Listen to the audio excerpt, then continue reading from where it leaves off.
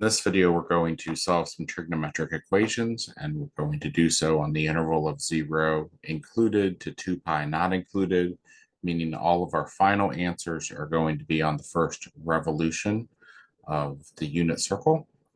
They may not be angles that we see on the unit circle for our special right triangles, but they'll be there on that first revolution. So let's look at this first one. Sine of 4 theta is equal to root 3 over 2. And if I have the restriction that theta needs to be between 0 included and 2 pi not included, then I can multiply everything by 4. 0 times 4 is 0. 4 times theta is 4 theta, and 4 times 2 pi is going to be 8 pi. So when I solve here for 4 theta as the arc sine of root 3 over 2, I need to think of all of the angles between 0 and 8 pi that have sine values of root 3 over 2. So for example, the first one that I can think of is pi over 3. And then the next one that I can think of is going to be in quadrant 2 with that reference angle is going to be 2 pi over 3. There's not another one on that first revolution between 0 and 2 pi, but I can go another revolution around. So if I'm thinking of what's 2 pi with a denominator of 3, that's 6 pi over 3.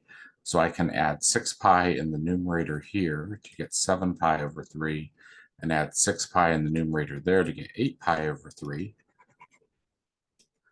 Then that's 1, 2. I'm going to keep doing this until I've gone 4 revolutions. There's 3. And there's 4 revolutions, which matches with this 4 that's right here. Now, when I divide everything by 4, I get a solution set of pi over 12, pi over 6, 7 pi over 12, 2 pi over 3, 13 pi over 12, 7 pi over 6, 19 pi over 12, and 5 pi over 3. All of those are on the first revolution between 0 and 2 pi, but you can see there's lots of answers to this equation. Let's try another one here. I'm going to clear this because I'm going to need plenty of space for this next one too. 2 root 3 sine of 4 theta is equal to 3.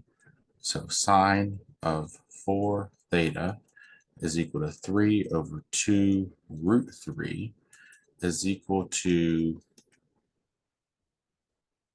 root 3 over 2, because this 3 is a root 3 times a root 3, and one of the root 3's will cancel.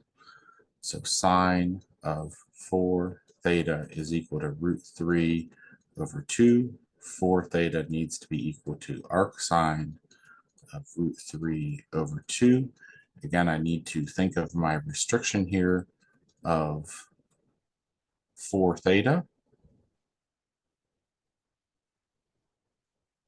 And where, again, does, well, it's the same set of answers as before. This is exactly the same problem as we just had. So 4 theta is equal to pi over 3, 2 pi over 3, 7 pi over 3, 8 pi over 3, and 13 pi over 3, 14 pi over 3, then 19 pi over 3, and 20 pi over 3. So theta is again equal to pi over 12, pi over 6, 7 pi over 12, 2 pi over 3, 13 pi over 12, 7 pi over 6, 17 pi over 12,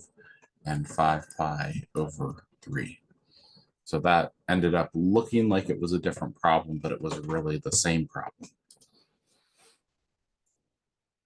This one's a little harder because it's cosecant. So cosecant of 3 theta is equal to 0.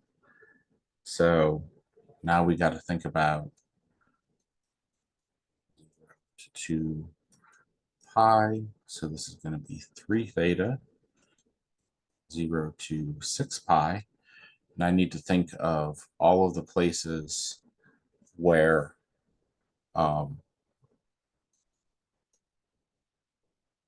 sign here is going to be undefined. And there is no such place where the sine function is undefined if I take the reciprocal of both sides. So that is no solution.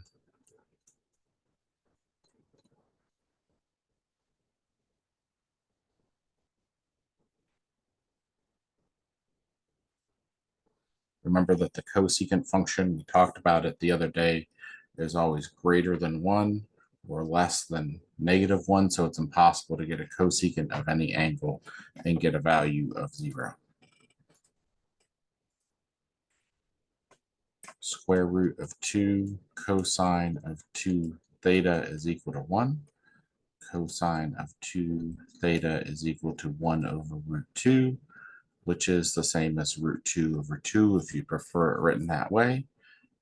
Theta is between 0 and 2 pi, so 2 theta is between 0 and 4 pi, where are all the places where the cosine is a positive root 2 over 2. Well, theta is going to be pi over 4, and then it's going to be 7 pi over 4, and then we're going to say that it's 9 pi over 4 and 15 pi over 4, and this is 2 theta, excuse me, and so theta is going to be pi over 8, 7 pi over 8, 9 pi over 8, and 15 pi over 8.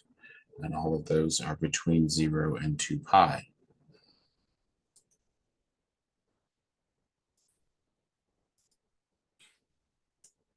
Let's look at something that seems a little easier now. We want the cosine to be equal to 1. And there's only one place in our restriction where that happens. Theta is going to be equal to 0 degrees. It's not going to happen at 2 pi because 2 pi is not included in our interval.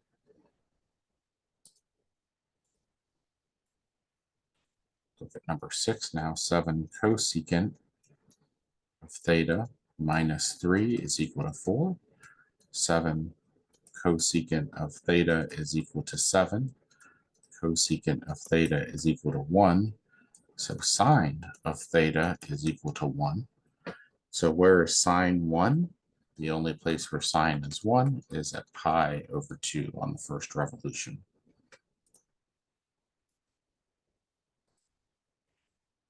Two cosine of 2 theta is equal to root 3. Cosine of 2 theta is equal to root 3 over 2.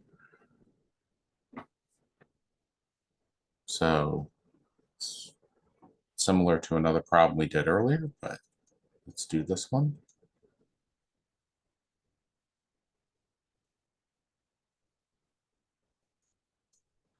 Like so. So 2 theta is going to be arc cosine of root 3 over 2. So that first angle is going to be pi over 6. And then again at 11 pi over 6. And then we have 13 pi over 6, and 23 pi over 6. And those are my two cycles there that are between 0 pi and 4 pi. And then I'm going to divide by 2, and I get pi over 12, 11 pi over 12, 13 pi over 12, and 23 pi over 12. And all of those are between 0 and 2 pi.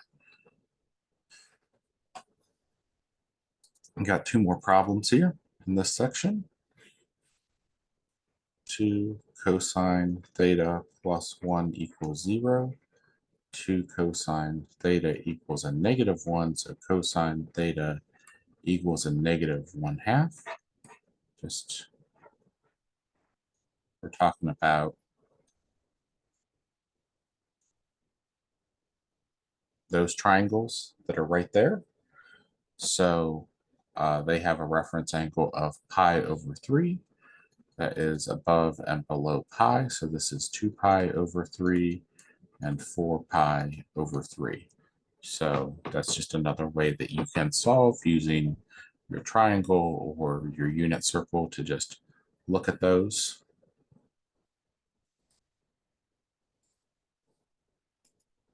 And last but not least, cotangent of 2 theta minus pi over 2 is equal to 1. So let's change this up a little bit to make this cotangent of negative pi over 2 minus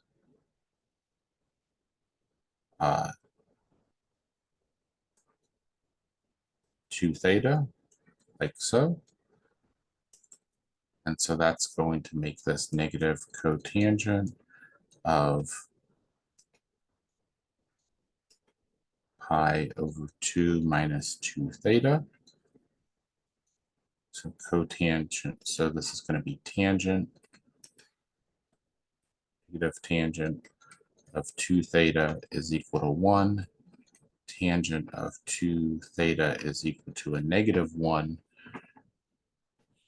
And we're again having a theta that was between 0 and 2 pi, so 2 theta needs to be between 0 and 4 pi. Where are the places where tangent has a value of negative 1? 2 theta is going to be equal to 3 pi over 4. And then again at 7 pi over 4. And then at 11 pi over 4. And at 15 pi over 4. And then we divide by 2. 3 pi over 8. 7 pi over 8. 11 pi over 8. 15 pi over 8. And that's it.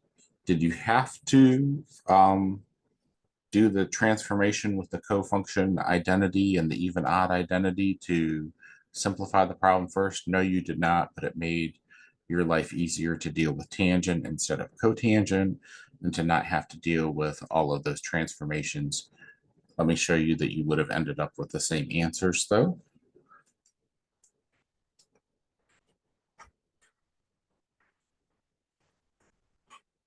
Might take me a few more steps, but let's see if we can get down here to these same answers. So where we're going to have to deal with that restriction in just a second, but let's go ahead and think of where is arc cotangent going to be equal to 1. Well, that's going to be at pi over 4, and at 2 theta minus pi over 2 is equal to pi over 4.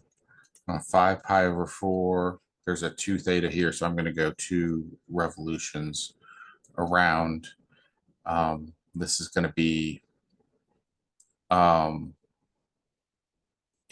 is going to be 9 pi over 4, and 13 pi over 4. Then I want to add pi over 2 to each of those. So that's going to be a 2 pi over 4 being added to each of these, 3 pi over 4, 7 pi over 4, 11 pi over 4, and 15 pi over 4. And then I divide by 2 is 3 pi over 8, 7 pi over 8, 11 pi over 8, and 15 pi over 8. And look at that, I got the same answers for theta both ways.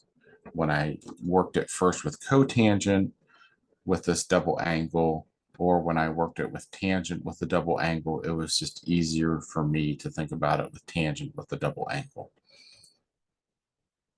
All right, we'll come back next time and we will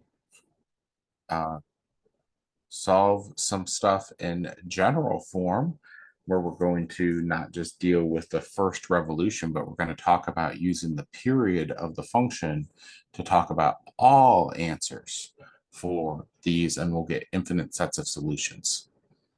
See you for that video.